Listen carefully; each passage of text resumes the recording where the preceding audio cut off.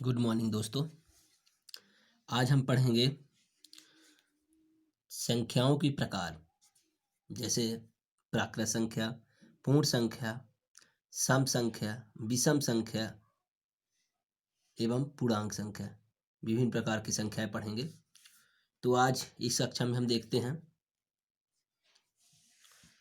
प्राकृत संख्याएं। इसको इंग्लिश में क्या कहते हैं दोस्तों? Natural number. नेचुरल नंबर, प्राकृत संख्याएं, नेचुरल नंबर। नेचुरल नंबर क्या कहलाते हैं भैया? देखेंगे गणना करते समय क्या लिखा है इसमें कि गणना करते समय प्रयोग आने वाली सभी संख्याएं।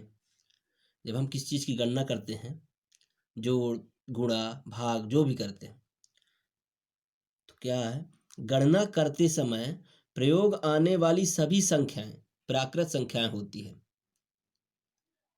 जब किसी चीज को हम गिनते हैं या उसकी दुगनी करते हैं, दुनिया पढ़ते हैं या प्लस माइनस कुछ भी करते हैं, तब जो संख्याएं प्रयोग होती हैं उसे हम प्राकृत संख्या कहते हैं। एक बार मैं और बता देना चाहता हूं कि गणना करते समय प्रयोग आने वाली सभी संख्याएं प्राकृत संख्याएं होती हैं, परंतु इसमें शून्य शामिल नहीं है। परंतु इसमें शून्य शामिल नहीं है। तो इसको उदाहरण में देख लेंगे कौन कौन सी संख्या प्राकृत कहलाती है। शून्य को छोड़कर, जीरो को छोड़कर सभी संख्याएं प्राकृत संख्या होती हैं, जैसे 1 2 3 4 5 6 7 8 इन्फिनिटिव आदि।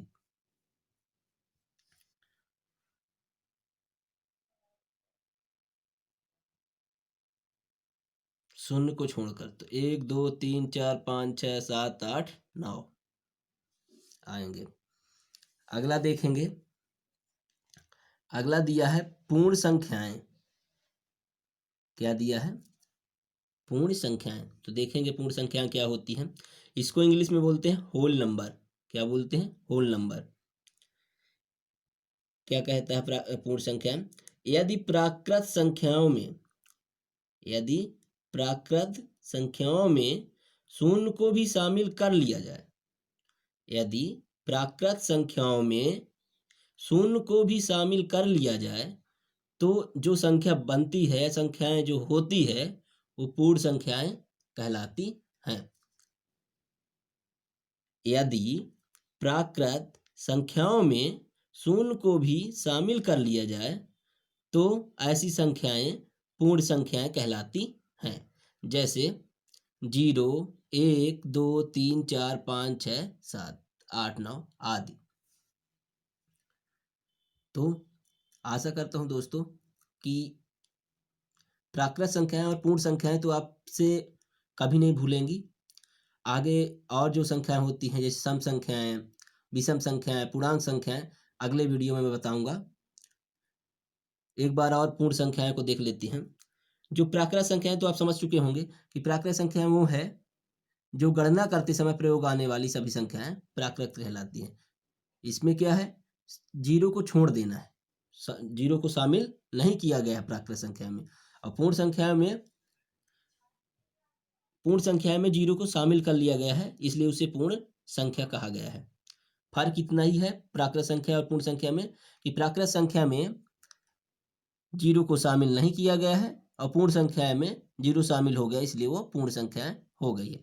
बाकी प्राकृत संख्या में ही जीरो को जोड़ दिया गया तो वो पूर्ण संख्या हो गई। आगे देखेंगे हम अगले वीडियो में सम संख्याएं, विषम संख्याएं, पूर्णांक संख्याएं। ठीक है दोस्तों।